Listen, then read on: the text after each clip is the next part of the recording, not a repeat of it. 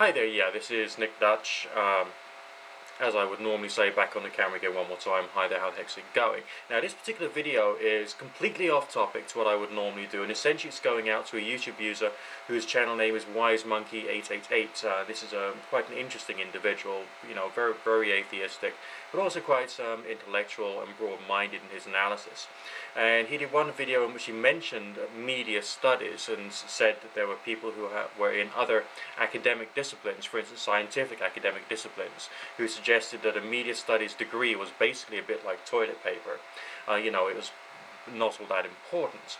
But basically, I would just beg to differ, and I'm just going to explain very briefly why I would beg to differ. Well, first and foremost, if there's people from different disciplines who disagree with each other, then basically that is the way of the world.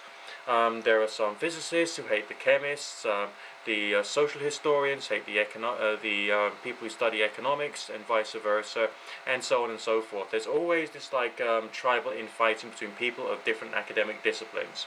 So the fact that there are like chemists and biologists and physicists who say that, let's say, a media studies degree is in fact completely and utterly useless, that's not really news to me at all. And in fact, that kind of stuff would carry on. But basically, what is media studies and what has media itself become?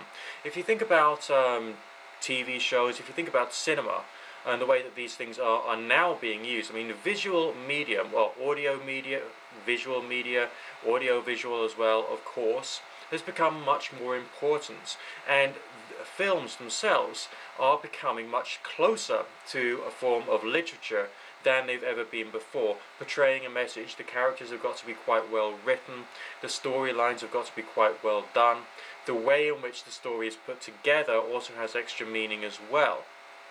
So a lot of audiovisual medium has to be studied, otherwise people will take it much more on face value, and people who are creating new forms of audiovisual medium and new forms of cinematic art, for instance, including some of the things we see here on YouTube, the people who create this stuff have got to become much more, I would say, nuanced, skilled and intelligent when thinking about the style that they're doing.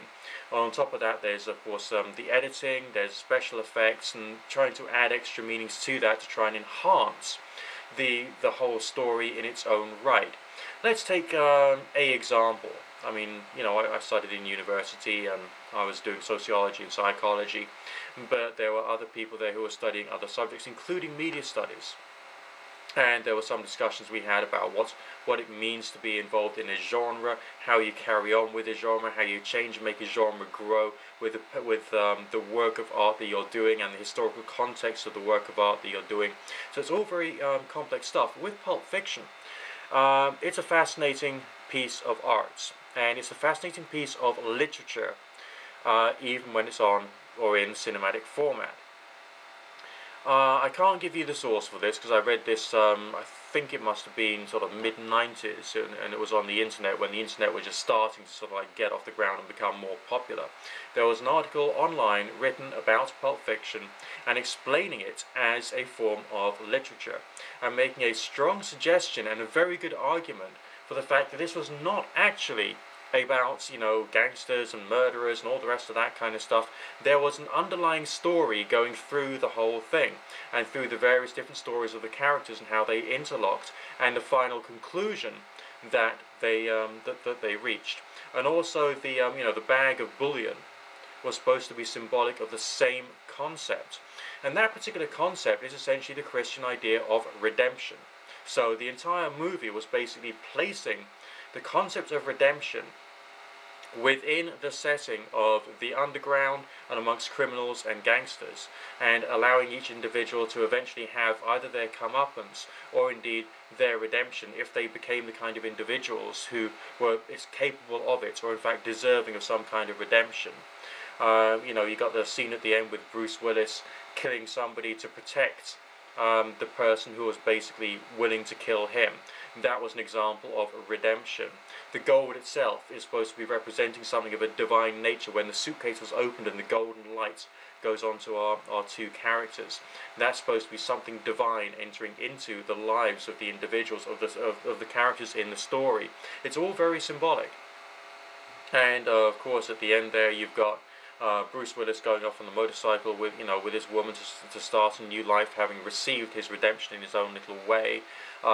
You got I can't remember the guy's name, the black actor who's playing the partner of the one that all the teenage girls used to get wet over in the old days.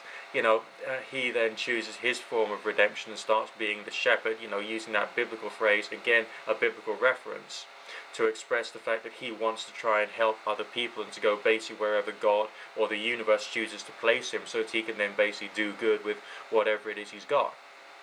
So the whole story was in many ways biblical. It was talking about a form of self-development. It was talking about personalities and characters from a bad background changing and trying to become something good. And through media studies, if you were to have studied that particular discipline, you would have learned how to create a movie or a work of art, either in literature form or movie form or radio form or any other form of medium at all, to be able to convey something along those lines, or indeed to take any other concept and using your knowledge of theatrical styles, camera angles and all the rest of that, to be able to create something really amazing. Why is this so important? Well, people get a lot of identification from characters in the movies and on TV.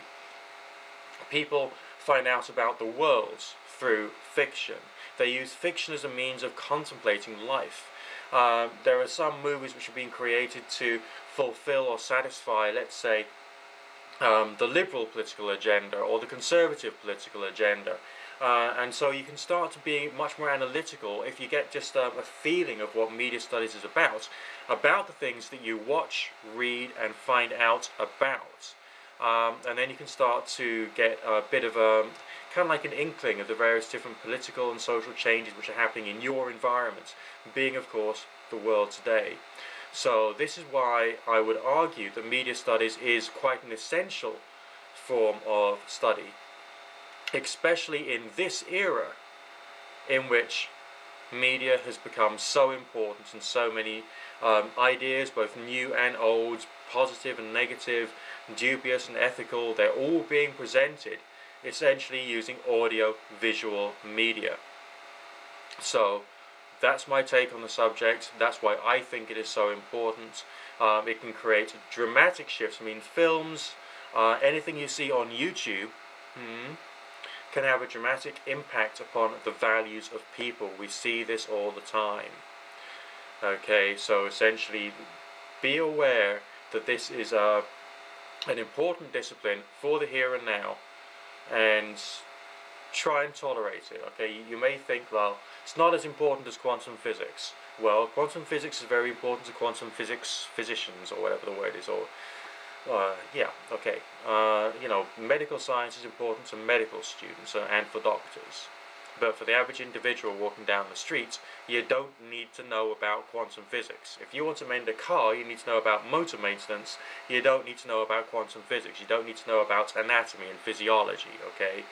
If you're programming a computer, you need to know about computer programming. But if you're exposed to media all the time, you need to get some kind of feeling for what media is being used for, how it's there to portray stories, who it's portraying a story for, who it's portraying a story to, what is the rationale behind it, and what particular forms of change, positive or negative, it is trying to bring about. Thank you very much for listening. Stay subscribed and all that kind of jazz. There's buttons for you to give thumbs up for and all that kind of stuff. Speak to you in a while.